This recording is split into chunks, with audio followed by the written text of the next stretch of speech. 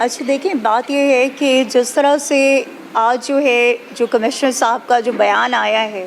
اس میں ایک چیز تو واضح طور پر عیاں ہو گئی ہے کہ پاکستان تحریک انصاف کا جو سٹانس تھا اپنی 13 سیٹس کو لے کر، وہ بالکل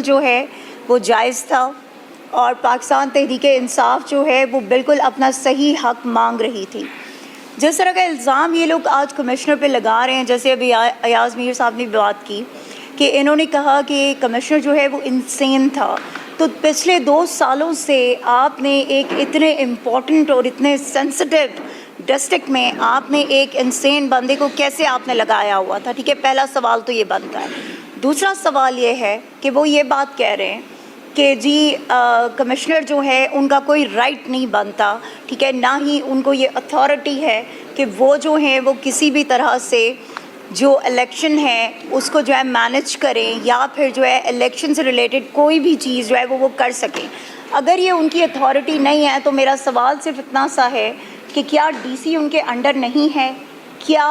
آپ کے اے سیز ان کے انڈر نہیں ہیں؟ کیا آپ کے آر پی او، ڈی پی او، ڈی آر او ان کے انڈر نہیں ہیں؟ اگر نہیں ہیں تو پھر ہمارے ڈسٹرکٹ اٹک میں کس طرح الیکشن والے دن، پولنگ ڈے والے دن جو ہمارے کمشنر صاحب تھے وہ وہاں پر کس چیز کا معائنہ کرنے گئے تھے اگر یہ ان کو اتھارٹی نہیں تھی؟ یہ کویسچن ہے ہمارا، جو یہ لوگ ان پر کیچڑ اچھال رہے ہیں، جیسے ایاز امیر صاحب نے ابھی کہا، تو یہ ہمارا سوال ہے کہ پھر کیوں آپ نے 2 سال سے اس بندے کو اتنے میگا پروجیکٹس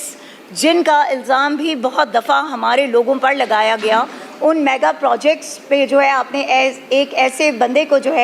وہ اس کی تعیناتی کی ہوئی تھی۔ دوسری چیز یہ کہ ہم لوگوں کی آج کے اس بیان میں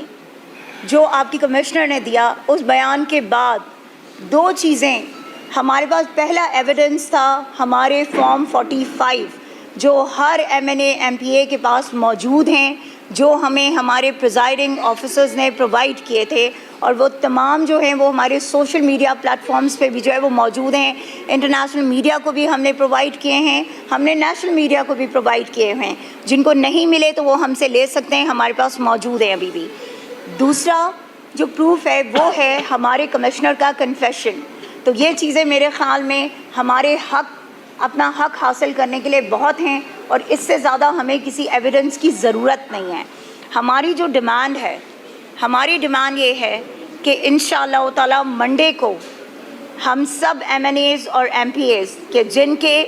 یہ مسئلہ ہے، جن کے اس پہ ریگنگ ہوئی ہے، ہم سب الیکشن کمشنر کے پاس جائیں گے، اور اگر الیکشن کمشنر صاحب نے ہمیں ہمارا حق وہ نہ دیا، اور اگر ہمارا نوٹیفیکیشن نہ کیا، تو پھر جس طرح کا آج ایک پروٹیسٹ آپ نے دیکھا ہے، انشاءاللہ تعالیٰ پبلک وہ پورا ریاکشن آپ کو پھر دے گی، کیونکہ عوامی مینڈیٹ پہ اتنی آسانی سے ہم کسی کو ڈاکہ نہیں ڈالنے دیں گے۔ سو دس از فرام مائی سائڈ۔